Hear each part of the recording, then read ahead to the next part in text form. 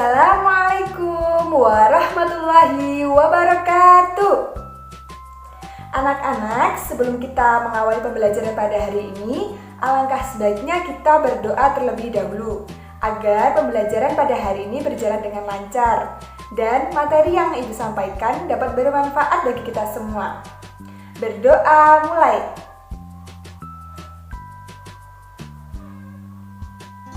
Berdoa selesai. Hai anak-anak, selamat pagi.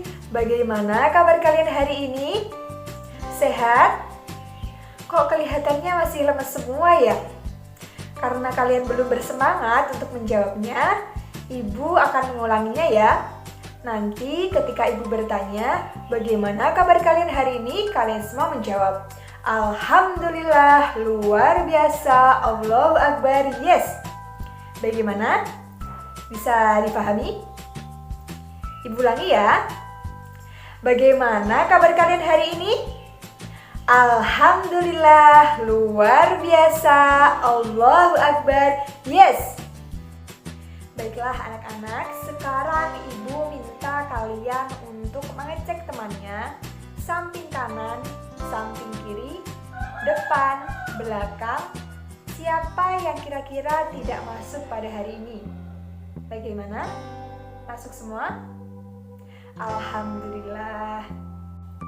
Pada hari ini kita akan belajar bersama-sama pembelajaran tematik kelas 3, tema 3, subtema 2, pembelajaran yang kedua. Mari anak-anak kita belajar dengan penuh semangat. Anak-anak, berikut adalah tujuan pembelajaran pada hari ini. Benda itu memiliki ciri-ciri yang dapat diamati. Pada pembelajaran sebelumnya, kalian telah mengetahui wujud benda. Ada yang masih ingat wujud benda itu apa saja? Ya, kamu. Ya, benar sekali. Wujud benda dibedakan menjadi 3, yaitu padat, cair, dan gas. Kita ingat kembali ya, pada pembelajaran sebelumnya, wujud benda itu ada 3, yaitu padat, cair, dan gas. Padat itu contohnya meja, kursi, buku, itu adalah contoh benda padat. Benda cair, contohnya air, minyak, bensin, dan sebagainya. Lalu contoh benda gas adalah udara, asap, dan oksigen yang kita hirup. Nah, pada hari ini kita akan belajar mengenai karakteristik benda. Benda-benda yang ada di sekitar kita memiliki kesamaan, yaitu benda-benda tersebut membutuhkan tempat atau ruang untuk menempatinya. Benda memiliki ciri-ciri atau karakteristik, yaitu volume benda dan massa benda. Yang pertama, yaitu volume benda. Apakah volume benda itu? Kita pelajari bersama-sama ya anak-anak. Semua benda menempati ruang. Ukuran ruang yang ditempati oleh suatu benda disebut volume. Benda yang kecil menempati ruang yang lebih kecil dibandingkan benda yang besar. Hal ini berarti benda yang kecil memiliki volume yang kecil, sedangkan benda yang besar mempunyai volume yang besar. Contohnya akuarium ini anak-anak. Yang A adalah akuarium yang besar dan yang B adalah akuarium yang kecil. Nah, maka volume akuarium A lebih besar daripada volume akuarium yang B. Karena dari bentuknya saja sudah kelihatan lebih besar yang A. Yang kedua yaitu massa benda. Massa merupakan ukuran banyaknya penyusun yang terkandung dalam suatu benda. Massa nilainya tetap dimanapun benda tersebut berada. Untuk mengetahui lebih jelasnya, perhatikan contoh berikut ini. Nah, anak-anak, gambar ini menunjukkan dua buah benda. Benda tersebut adalah bola basket dan bola plastik. Di antara dua benda ini, manakah yang memiliki massa yang lebih berat? Letakkan dua bola tersebut pada timbangan. Bola manakah yang lebih besar, anak-anak? Ya, benar sekali, bola basket.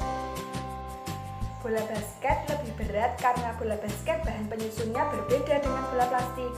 Bahannya berbeda dan beratnya pun berbeda. Nah, banyaknya penyusun yang terdapat dalam benda disebut massa.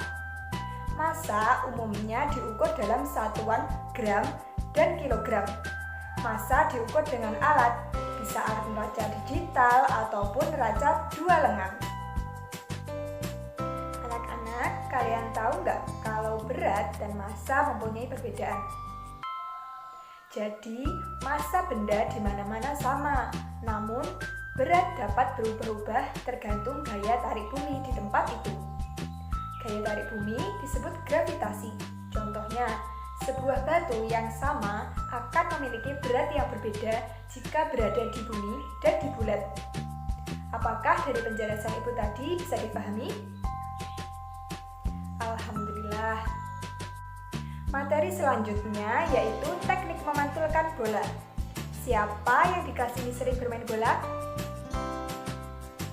Wah, banyak sekali ya. Sudah tahu cara memantulkan bola dengan benar? Belum? Baiklah, Ibu jelaskan.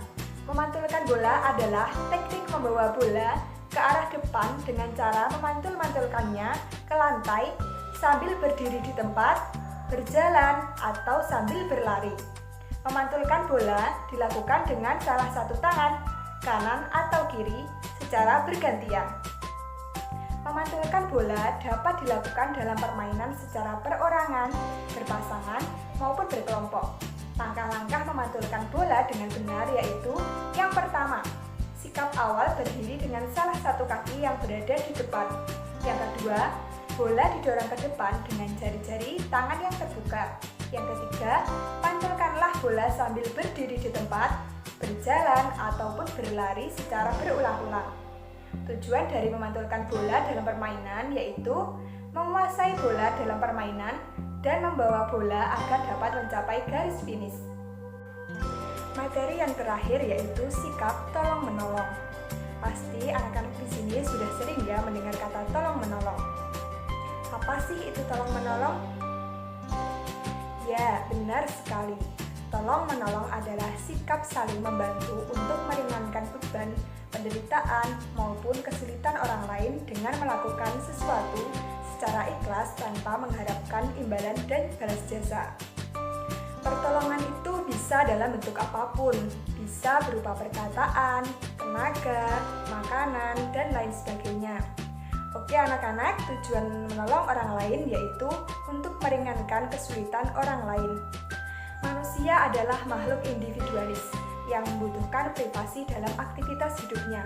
Namun, manusia juga merupakan makhluk sosial, yaitu makhluk yang tidak mampu hidup tanpa bantuan dan pertolongan orang lain. Manusia pasti membutuhkan pertolongan dan juga perlu menolong orang lain. Anak-anak, mengapa kita perlu menolong orang lain? Ya, benar sekali. Karena sikap tolong-menolong merupakan sikap terpuji yang diperintahkan oleh Allah SWT. Saat menolong orang lain, berarti kita sudah meringankan kesulitan yang sedang dialami orang tersebut. Tolong-menolong juga memiliki banyak sekali manfaat yang bisa kita rasakan dalam kehidupan sehari-hari. Yang pertama yaitu pekerjaan menjadi lebih cepat selesai. Yang kedua, mempererat tali persaudaraan. Yang ketiga, pekerjaan yang berat menjadi ringan. Yang keempat, menumbuhkan kerukunan antar sesama manusia. Dan yang terakhir, menciptakan persatuan. Anak-anak, Ibu jelaskan ya contoh dari tolong-menolong.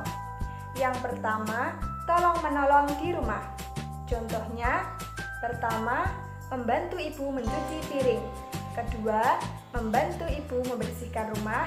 Yang ketiga, membantu ayah bersih-bersih taman. Dan masih banyak lagi. Yang kedua, contoh menolong di sekolah. Yang pertama, membantu teman yang kesulitan belajar.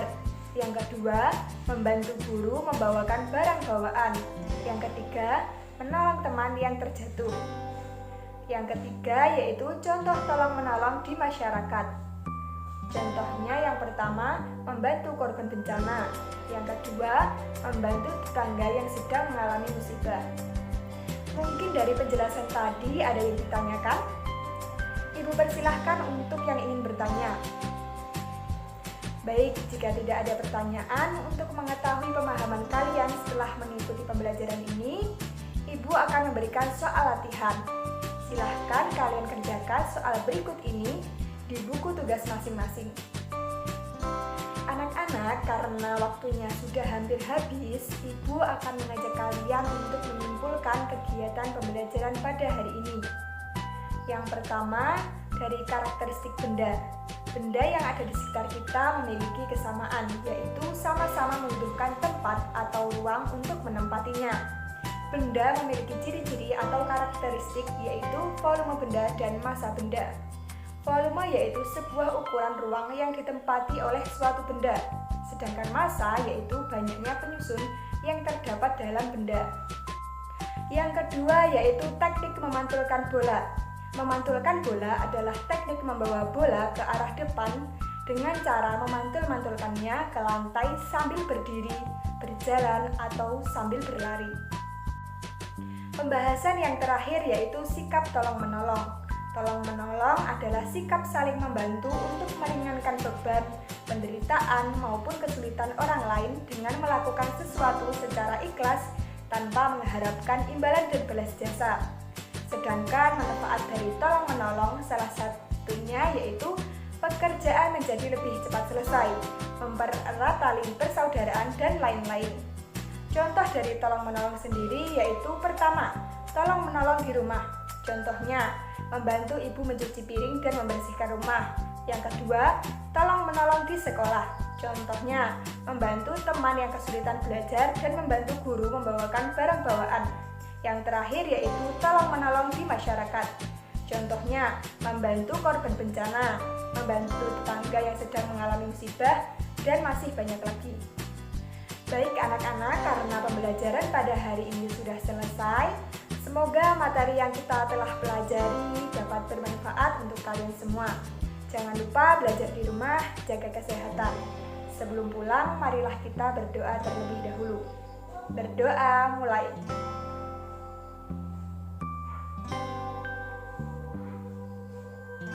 Berdoa selesai. Ibu akhiri. Wassalamualaikum warahmatullahi wabarakatuh.